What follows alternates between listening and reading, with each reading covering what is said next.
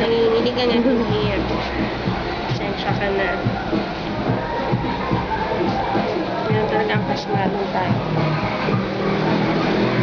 Tapos, push.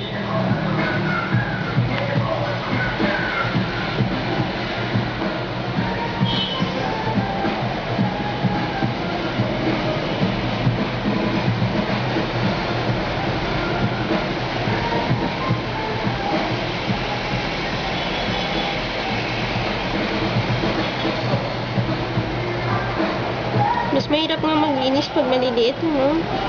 Buti na lang maliit ang daliri ko para trade test talaga. Mahirap na yan.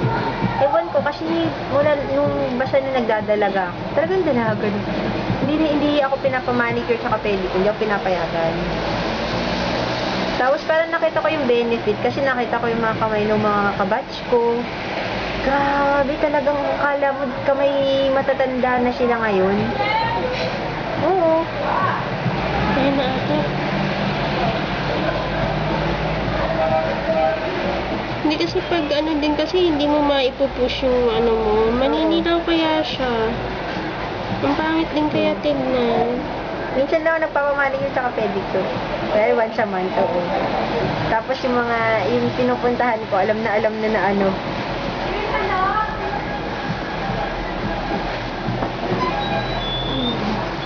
Wala po.